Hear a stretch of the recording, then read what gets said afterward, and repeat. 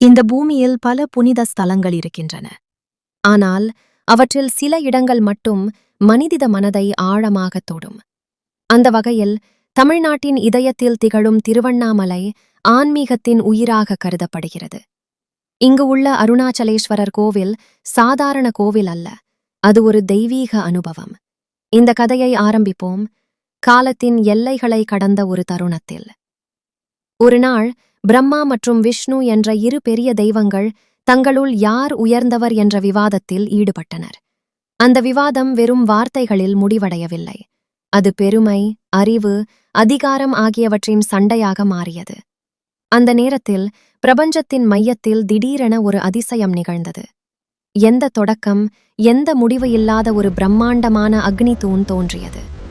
அது ஒரு தீயின் வடிவில் இருந்தாலும் அது சாதாரண தீ அல்ல, அது சத்தியத்தின் வடிவம், அது சிவனின் உருவம். அந்த அக்னி தூண் எவ்வளவு உயரம் என்றால் அதன் தொடக்கம் காண முடியாது, அதன் முடிவும் காண முடியாது. இதை கண்ட பிரம்மாவும் விஷ்ணுவும் தங்கள் விவாதத்தை நிறுத்தி அந்த அக்னியின் இரகசியத்தை அறிய முயன்றனர். விஷ்ணு ஒரு வராகம், பன்றியின் வடிவத்தை எடுத்தார். அவர் அந்த அக்னி தூணின் அடியை கண்டுபிடிக்க பூமியின் அடிக்கு கீழே இறங்கினார். பிரம்மா ஒரு அன்னப்பறவையாக மாறி அந்த அக்னியின் உச்சியை காண வானில் பறந்தார். இருவரும் மிகுந்த முயற்சியுடன் தேடினர். ஆனால் விஷ்ணுவால் அந்த அக்னியின் அடியை கண்டுபிடிக்க முடியவில்லை. பிரம்மாவாலும் அதன் உச்சியை அறைய முடியவில்லை. இறுதியில் விஷ்ணு தன் தோல்வியை ஒப்புக்கொண்டார். ஆனால் பிரம்மா பொய்யாக, நான் உச்சியை கண்டுபிடித்தேன் என்று கூறினார். அந்த பொய்யை கண்ட சிவபெருமான் உடனே தனது உண்மையான உருவத்தில் வெளிப்பட்டார். அவர் கூறினார், இந்த அக்னி தூண் நானே, நான் ஆதியும் அந்தமும் இல்லாதவன், நான் பரம்பொருள். அவர் விஷ்ணுவின் நேர்மையை பாராட்டினார். ஆனால் பிரம்மாவின் பொய்யை கண்டித்து அவருக்கு பூமியில் கோவில் வழிபாடு கிடைக்காது என்று சாபமளித்தார்.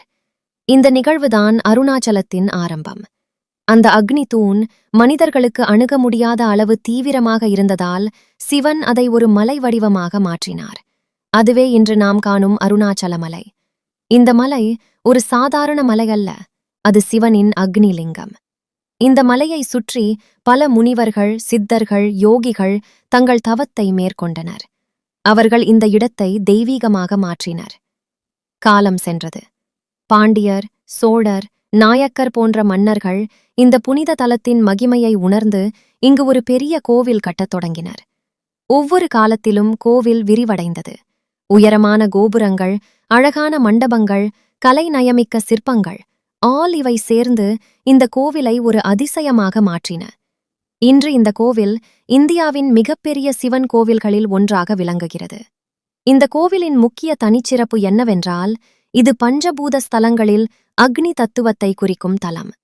நீர், நிலம், காற்று, ஆகாயம், தீ, இந்த 5 இயற்கை சக்திகளில் தீயை பிரதிநிதித்துவப்படுத்தும் இடம் இதுவே. ஒவ்வொரு ஆண்டும் கார்த்திகை மாதத்தில் நடைபெறும் தீபத் திருவிழா இந்த கதையின் உயிர். மலையின் உச்சியில் ஒரு பெரிய தீபம் ஏற்றப்படுகிறது. அந்த தீபம் அந்த அக்னி தூணின் நினைவாகும். ஆயிரக்கணக்கான மக்கள் அந்த தருணத்தை காண திரளுகின்றனர்.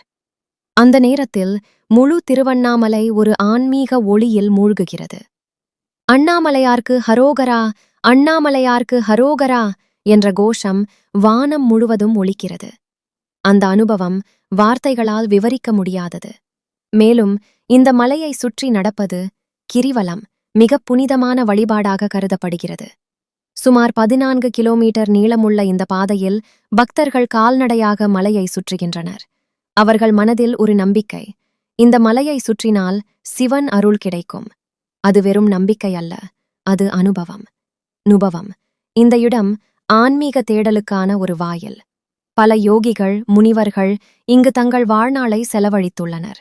அவர்கள் கூறுவது ஒன்றே, அருணாச்சலம் என்பது ஒரு இடம் அல்ல, அது ஒரு உணர்வு. இந்த கதையை முடிக்கும்போது ஒரு உண்மை தெளிவாகிறது.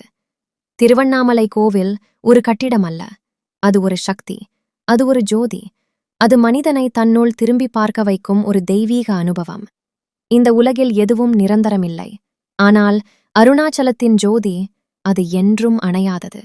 அந்த ஜோதி ஒவ்வொரு மனிதரின் உள்ளத்திலும் எரியட்டும். அண்ணாமலையாருக்கு ஹரோகரா.